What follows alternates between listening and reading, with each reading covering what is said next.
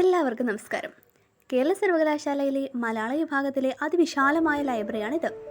ഇവിടെ സൂക്ഷിച്ചിരിക്കുന്ന ആർക്കൈവ്സിലേക്ക് ഒന്ന് കണ്ണോടിക്കാം. 1960 മുമ്പ് പ്രസിദ്ധീകരിച്ചവയാണ് ആർക്കൈവ്സ് എന്നറിയപ്പെടുന്നത്.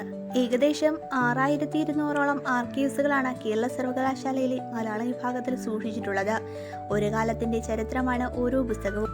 1957 മംഗളോദയം പ്രസിദ്ധീകരിച്ച പുസ്തകമായ VM കുട്ടിക്കൃഷ്ണമേനോന്റെ കേരളത്തിലെ നടനകല എന്ന പുസ്തകമാണ് ഞാനിവിടെ പരിചയപ്പെടുത്തുവാൻ ആഗ്രഹിക്കുന്നത്. കേരളത്തിലെ പ്രശസ്തനായ ഒരു ആയുർവേദ വൈദ്യനും പണ്ഡിതനും എഴുത്തുകാരനുമായിരുന്നു VM കുട്ടിക്കൃഷ്ണമേനോൻ. വിദേശ ശക്തികളുടെ ആഗമനത്തിൽ ഒഴുക്കിവിടാതെ തടഞ്ഞു നിർത്തി സംരക്ഷിച്ച് പോരുന്നവയാണ് നമ്മുടെ കല. വിദേശ കലയെ അതേപടി സ്വീകരിക്കാതെ അതിൽ മാറ്റങ്ങൾ കൊണ്ടുവന്ന് നാം സംരക്ഷിച്ചു പോകുന്നു. നടനകല പ്രകൃതി വിഷയമാണ്.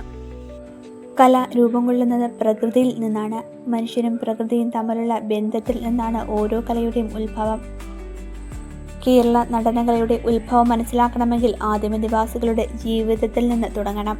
അവർ വികാരങ്ങൾ പ്രകടിപ്പിച്ചത് നൃത്തത്തിലൂടെയായിരുന്നു. ഇവർ നൃത്തത്തെ കലയുടെ മാതാവായി കണ്ടിരുന്നു. ഗ്രീൻലാൻഡിന്റെ പടിഞ്ഞാറ് ഭാഗത്തെ നിവാസികൾ അവരുടെ വഴക്ക് തീർത്തിരുന്നത് നൃത്തത്തിലൂടെയായിരുന്നു. സിലോൺ ദ്വീപിലെ ബെഡ് ജാതിക്കാർ നൃത്തം ചെയ്ത് കൃതജ്ഞത പ്രകടിപ്പിച്ചിരുന്നു.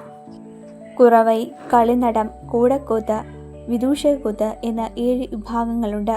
ഒരു സംഘം സ്ത്രീകൾ പാട്ടുപാടി നൃത്തം ചെയ്യുന്നതാണ് കുരവ.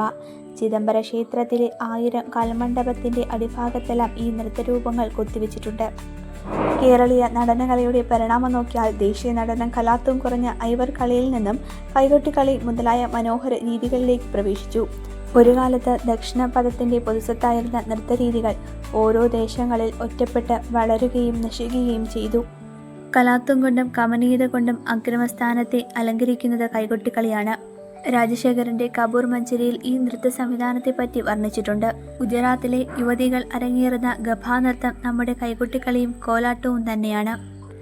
ഛോട്ടാ നാഗ്പൂരിലെ ജബി നൃത്തത്തിലെ വാദ്യമൊഴിച്ച് മറ്റുള്ളതെല്ലാം കൈകൊട്ടിക്കളി തന്നെയാണെന്ന് പ്രൊഫസർ പിഷാരടി പറയുന്നുണ്ട്. ഇത്തരത്തിൽ നിരവധി ഗ്രന്ഥങ്ങളാണ് മലയാള വിഭാഗം ലൈബ്രറി സൂക്ഷിച്ചു വെച്ചിട്ടുള്ളത്. മറ്റൊരു വീഡിയോയുമായി വീണ്ടും കാണാം.